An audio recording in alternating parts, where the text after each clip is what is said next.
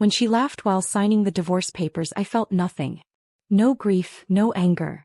Just a strange calm, the kind that hangs in the air before a storm breaks. Melissa and I had been married 7 years. On the surface, we looked like a steady couple. 2 vacations a year, cheerful smiles at family gatherings, just enough affection in public to convince everyone we were fine. But behind closed doors, things had been unraveling for a long time. The silence at night grew heavier. Conversations became polite exchanges instead of real connection. And then there was her phone, always clutched in her hand, never left unattended. I had known for months she was seeing someone else. I just kept quiet, waiting. Melissa thought she had me figured out. To her, I was safe, predictable.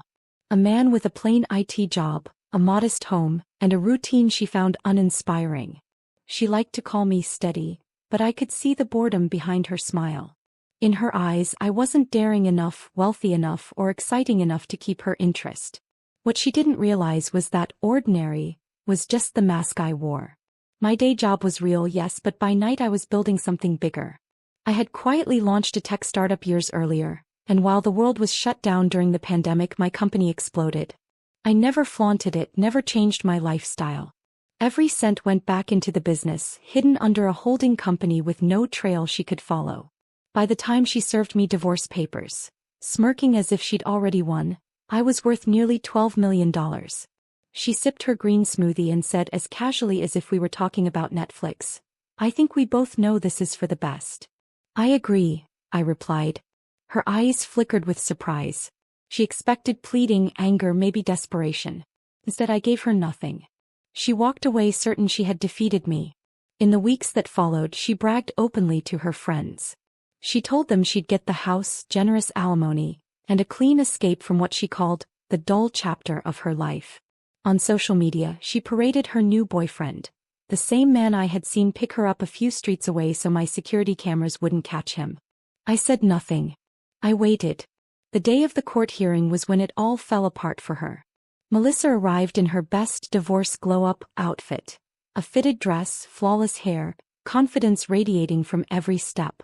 She even winked at me across the room as though this were some private game between us. I stayed still beside my lawyer, calm as ever. Then came the part she had been waiting for: financial disclosures. She straightened in her chair, ready to pounce. Her lawyer stood and announced, "Your Honor, my client has reason to believe Mr. Preston is concealing assets. His salary appears modest, yet he spends unusually on travel and lifestyle." The judge adjusted his glasses, glanced at the folder I had handed over, and said evenly, "Based on the documents provided, Mr. Preston operates a technology firm, Preston Innovations LLC. This company owns multiple intellectual properties, licensing rights, and investment portfolios. As of this month, his net worth is valued at approximately $11.8 million. Silence filled the room. I turned to Melissa. Her smug expression collapsed. Her eyes widened, her mouth fell open, but no words came. In that instant, it was as though the ground had been pulled from beneath her. The man she mocked for being dull and unambitious was suddenly someone she had thrown away without ever realizing his true worth. She scrambled to recover. I didn't know about any of this. We were married. Shouldn't I be entitled to?" My lawyer interrupted smoothly. "Your Honor, these assets belong solely to Mr. Preston. The company was founded prior to the marriage. All accounts were kept separate, and there is no evidence of Mrs. Preston's contribution. Furthermore, per the prenuptial agreement signed in 2016, the business and all related earnings are excluded from marital property." Melissa had forgotten the prenup. Or maybe she assumed it wouldn't matter anymore. The judge closed the folder and said, "There is no legal basis to award Mrs. Preston any portion of these assets. Division will proceed only on jointly acquired marital property. That excludes the house which Mr. Preston purchased and maintained before the marriage." Melissa's voice cracked. "But we were together for 7 years. I met her eyes, steady and calm. Yes. And during those years I was faithful, patient, and building a future you never cared to notice." Before she could respond, the judge moved on. 10 minutes later it was finished. Melissa walked away with nothing but her car and half of the small joint checking account. Barely enough to cover a couple months of rent. No house.